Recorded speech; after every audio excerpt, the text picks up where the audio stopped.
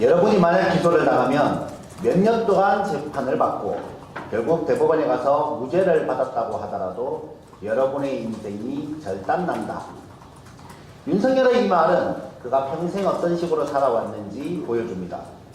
그리고 조국혁신당에는 윤석열 검찰이 인생을 절단내려고 했던 사람들이 있습니다. 조국, 이규원, 차규근, 이광철. 공무원으로서 자신이 해야 할 일을 사심없이 했기 때문에 박해받은 사람들.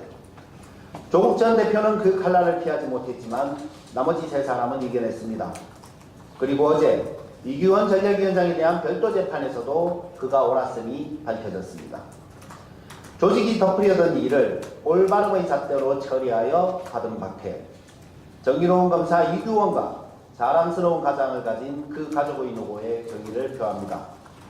우리는 이 세 사람과 함께 조국 전 대표의 목까지 싸워서 검찰을 본연의 위치로 돌려놓을 것입니다.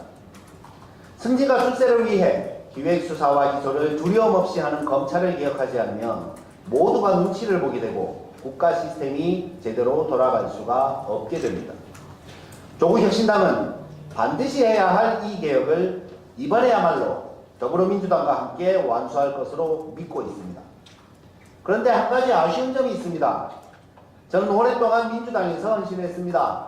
경상도에서 활동하여 선거에서 승리를 상상할 수도 없는 세월이 지속되었지만 그것이 옳은 일이라 생각했기에 희생도 기꺼웠습니다.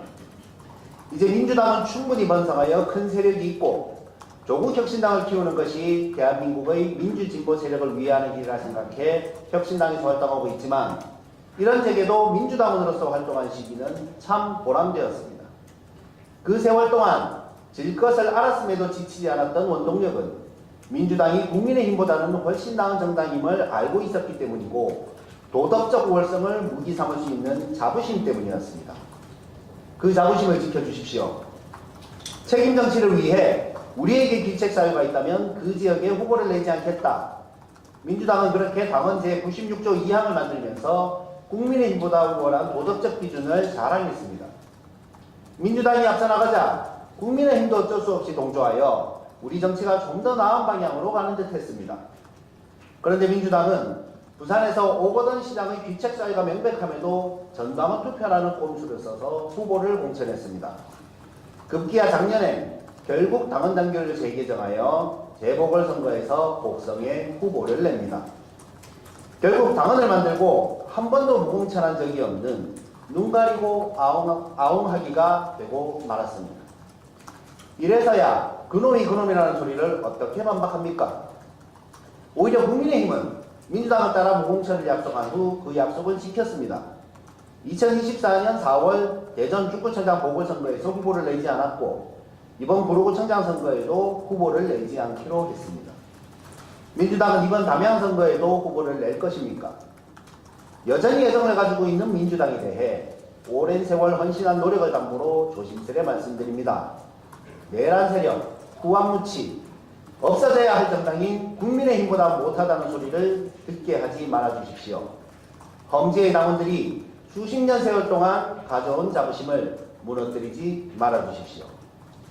담양에서의 선거에서 조국혁신당이 이익을 얻고자 해서가 아니라 민주진보 세력의 맏형인 더불어민주당이 극우수구 세력보다 도덕적으로 우월해야 앞으로의 지난한 싸움을 함께 이겨갈 수 있다고 생각해서 드리는 말씀입니다. 또한 이 고민은 경우에 따라 우리 조국혁신당이 민주당 후보를 위해 선거운동을 해야 하기도 할 것이라서 더욱 필요합니다. 소탐 대실의 유무를 범하지 마시기 바랍니다. 험지에서 오로지 자부심 하나로 싸워나가는 당원들의 무기를 빼앗아선 안 됩니다. 대선이 코앞인 상황에서 호남선거라고 이렇게 하면 영남에서의 득표 전략에 차질이 생깁니다. 재보궐선거 공천에 있어서의 전략적 고민을 제안합니다. 작은 선거에 집착하지 말고 큰 선거를 위해 함께 싸웁시다.